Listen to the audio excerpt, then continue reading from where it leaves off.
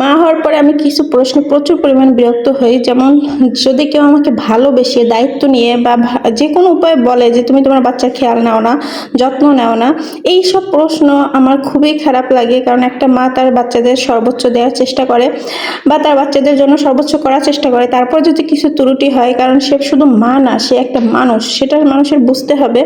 তাই এই ধরনের প্রশ্নতে আমি খুবই বিরক্ত হই। কালকে এরকম একটা ব্যাপার ঘটেছে, যেমন আমার বাচ্চাকে যে ডাক্তার দেখাতে গিয়েছি, সে ডাক্তার মানে অ্যালার্জি ডাক্তার দেখাতে গিয়েছিলাম। দিন দিন ওর অ্যালার্জির পরিমাণটা খুবই বেড়ে গেছে। আর ওর কিছুটা মানে ডাক্তারও কালকে বললো যে জেনেটিক্যাল প্রবলেম আছে। যেমন আমার হাজব্যান্ডের প্রচুর অ্যালার্জি, ওর যে প্রবলেমগুলো, আমারও আছে অ্যালার্জি, কিন্তু ওর প্রবলেমগুলো ওর বাবার সাথে মিলে যায় অনেকটা। তো ডাক্তার বলতেছিল যে এটা জেনেটিক্যাল প্রবলেম, একদম পুরোপুরি যে সমাধান হবে এমন না, কিন্তু সমাধান না হলেও কন্ট্রোলে থাকবে। আর ওর প্রচুর পরিমাণ যত্ন নিতে হবে। এই সেই সব কিছুর পরে যখন ওর বাবা বললো যে মানে প্রস্রাবের রাস্তা প্রচুর চুলকায় আর ওইখানে মাঝে মাঝে একটু প্রবলেম হয়, তো ডাক্তার দেখেছে, দেখে বলতেছে যে আমার দিকে তাকিয়ে বলতেছিল, আপনি কেমন মা, এখনও ওকে মুসলমানি দেননি কেন? এগুলো আপনি খেয়াল করেন না? ওর যে প্রস্রাব করতে প্রবলেম হয় বা কষ্ট হয়, এটা আপনি খেয়াল করেননি? যাই হোক, এই কথাটা আমি কেন রাগ করছি, প্রচুর পরিমাণ রাগ হয়েছে। আমি ডাক্তারের উপর রাগ করিনি, সে বলাটা স্বাভাবিক, কিন্তু আমি ওর বাবার উপর রাগ করেছি। এবং সে তখন বুঝতে পারতেছিল যে আমি হয়তো রেগে যাচ্ছি, তাই সে আমার দিকে তাকিয়ে মিটকি মিটকি হাসতেছিল। মানে হাসতেছিল এই কারণে যে সে জানে যে এই বিষয়টা নিয়ে আমি তাকে কত চাপ দিই। ওর 6 মাস বয়স থেকে ডাক্তার এই কথা বলতেছে ওকে তাড়াতাড়ি মুসলমানি দেন, কারণ ওর প্রস্রাব করতে কষ্ট হয়, কারণ প্রস্রাবের রাস্তাটা একটু ছোট। আর ওর যখন বেশি প্রেশার আসে তখন ও একটু মানে কাঁপুনি দিয়ে ওঠে, কেন ওঠে এটা জানি না। এইটা দেখার পরেই যখন আমি প্রথম খেয়াল করেছি, যেহেতু আমি 2 বাচ্চার মা, আমার বড় ছেলের এরকম প্রবলেম হয়নি, ছোট ছেলের হচ্ছে, তখন আমি ডাক্তারকে বলেছি আমার মনে হচ্ছে যে ও প্রস্রাব করার সময় একটু সময় নেয় বা তখন বলছে যে ওর ওই রাস্তাটা একটু বেশি ছোট, যার কারণে প্রস্রাবটা বের হতে কষ্ট হয়, তাড়াতাড়ি ওকে মুসলমানি দিতে হবে। এবং একটা ডাক্তার না, 6 মাস বয়স থেকে এ পর্যন্ত যতগুলো ডাক্তার যে কোনো ভাবে দেখিয়েছে, প্রত্যেকটা ডাক্তারই বলেছে ওকে তাড়াতাড়ি মুসলমান দেন, কিন্তু আমার হাজব্যান্ড এটা গুরুত্বই দেয় না।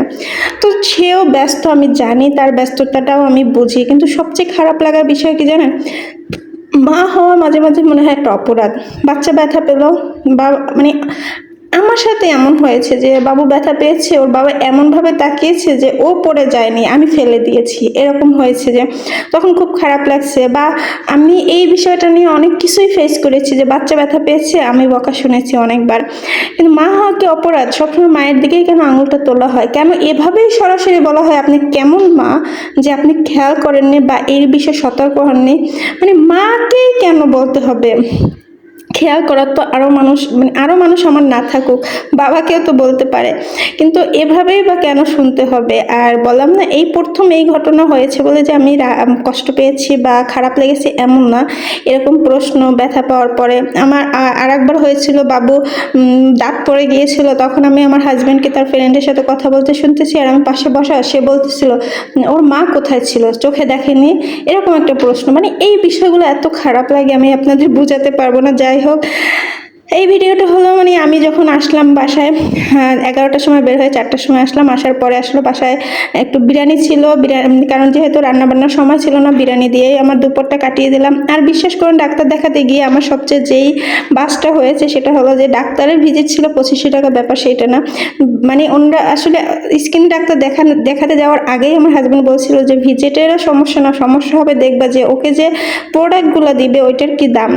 এখন দেখি সত্যি সত্যি আমি 400 টাকা দামেরও লোশন ইউজ করি না, কারণ আমি তেল ইউজ করি, কিন্তু বাবুকে বডি ওয়াশ দিয়েছি 4000 টাকা দামের, আর লোশন দিয়েছিল 3800 টাকা দামের। তো ডাক্তার একটা ভালো কাজ করেছে, অপশন দিয়ে দিয়েছে লোশন না ইউজ করতে চাইলে আপনি তেল ব্যবহার করতে পারবেন। তারপর আমি 700 টাকা একটা অলিভ অয়েল নিয়ে আসছি। আসলে যখন বিপদ যায় তখন বললাম না, হয়তো বা চারদিক দিয়ে আসে। যাই হোক, আল্লাহ বিপদ দেয়, আল্লাহ বিপদ রক্ষা করবে। তবে কষ্টের বিষয় হলো কোনো মাকে টার্গেট করে কথা বলবেন না, এটা আসলে একটা মায়ের জন্য খুবই অপমানের।